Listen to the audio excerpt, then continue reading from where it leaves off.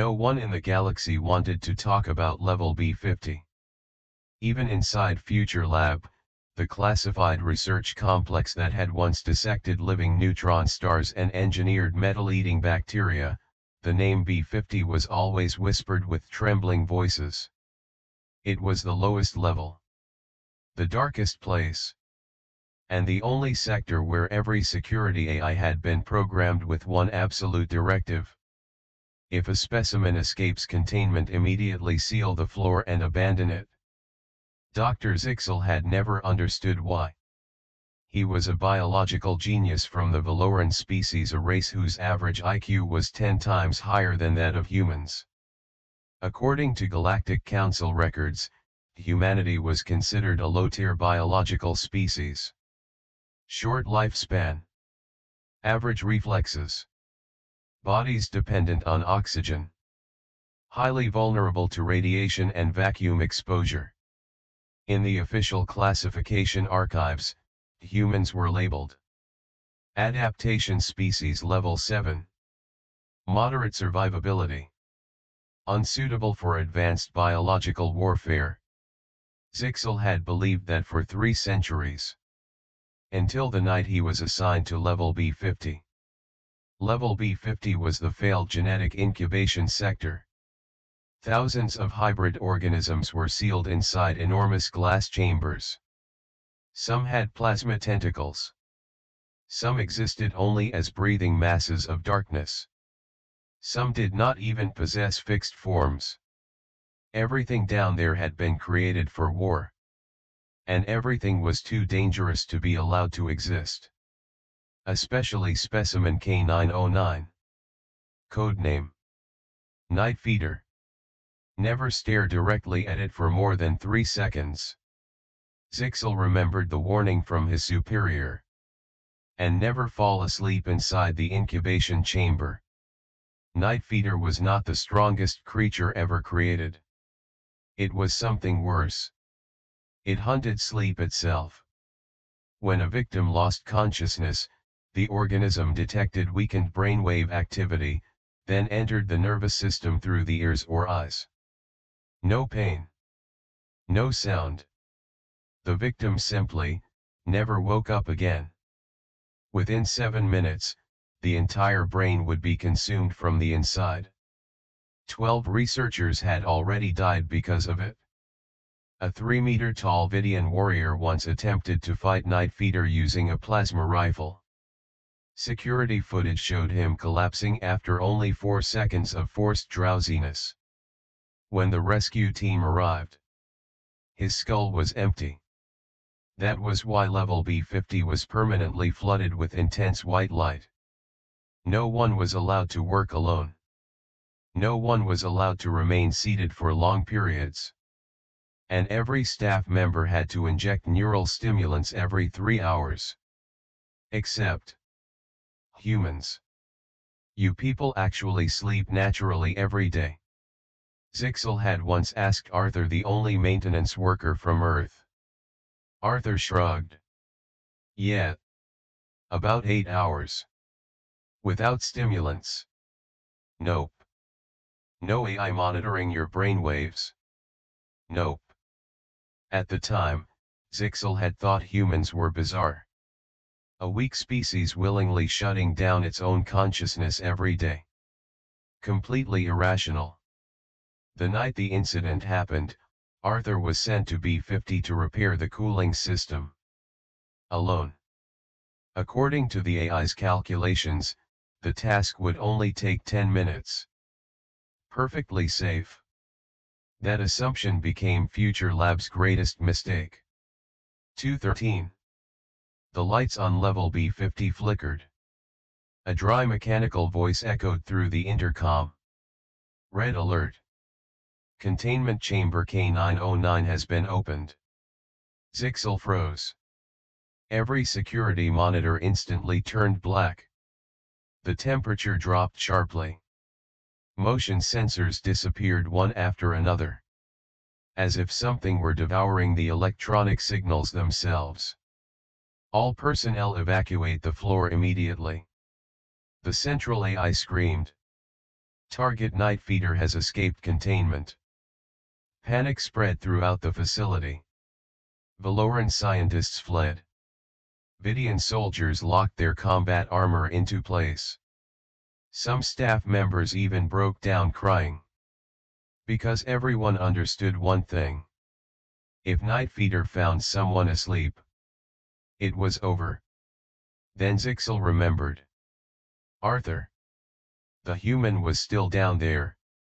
Alone. Oh no. Zixel whispered.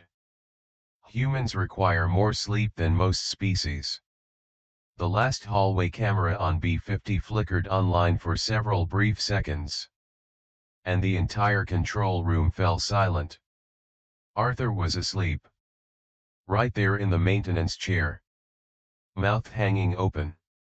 One hand still clutching an unfinished bag of snacks. That's impossible. A scientist trembled. He's sleeping inside the containment zone. Then the darkness began to crawl forward. Night Feeder emerged from the far end of the corridor. It had no fixed shape. Only a dense black mass slithering across the floor like living liquid. Wherever it moved, light disappeared. Sound disappeared. Even the cameras distorted. The entire control room held its breath. One Vidian stepped back. We should seal the floor. He's already dead. Night Feeder crawled onto the ceiling. It moved like a living nightmare. Slowly. Patiently. Hungrily. It stopped directly above Arthur. Its invisible mouth widened. Thin black neural strands extended downward. Preparing to enter the sleeping man's ears. Then Arthur snored. The control room became deathly silent. Night Feeder froze. It had never encountered a creature that produced such sounds while asleep. Arthur rolled over. One arm lazily swung upward. Smack. He slapped Night Feeder. The shadow creature was launched off the ceiling.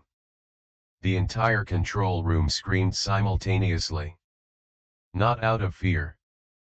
But because none of them could comprehend what they had just witnessed.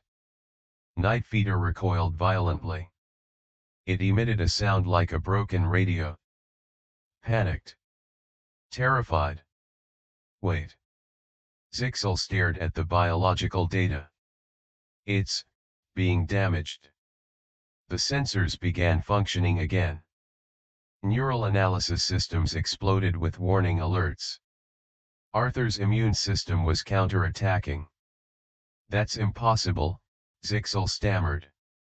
Night Feeder is trying to infiltrate a human brain. But the human brain did not react like the brains of other species. It did not panic. It did not collapse. It did not shut down. Instead, Arthur's brain identified Night Feeder as a physical threat. And activated what galactic records described as primitive predator response. Arthur's heart rate spiked while he was still asleep.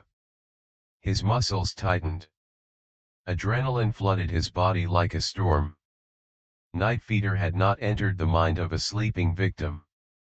It had touched the brain of a species evolved from a world where venomous creatures existed everywhere. Predators hunted in darkness and underwater. Their ancestors had survived by waking up in the middle of the night to fight for their lives. Earth. An extinction-level death world. Zixel felt cold terror crawl down his spine as he realized the truth. Humans slept. But they had never truly stopped being alert. Night Feeder tried again. It lunged downward like a black nightmare. Arthur sat upright instantly. Without opening his eyes. Pure reflex. Bam. One punch sent the shadow creature smashing through the containment wall. What the hell? Arthur rubbed his eyes. Then looked at the thing writhing across the floor. He stayed silent for 2 seconds. then said a single sentence that permanently traumatized every alien watching. "Oh, Shadow Kitty." Night Feeder shrieked. For the first time in its existence, it was afraid.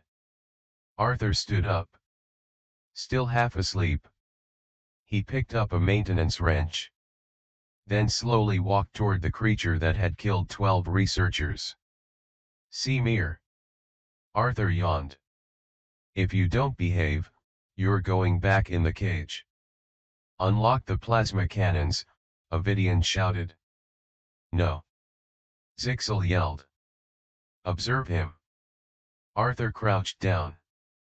Night Feeder launched itself directly at his face. And Arthur grabbed it with his bare hands. The entire control room went silent. "Huh. Warm." Arthur squeezed the shadow mass like someone inspecting a pet. Night Feeder thrashed violently. But the human nervous system was too chaotic. Too violent. Too primitive.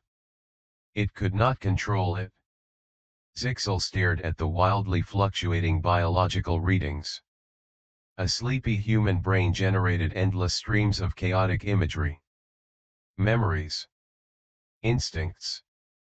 Nightmares. Laughter. Violence. Emotion. A storm of unstructured neural activity. Night Feeder preyed on the logical, stable minds of advanced galactic species. But the human mind was hell. Arthur opened the containment box.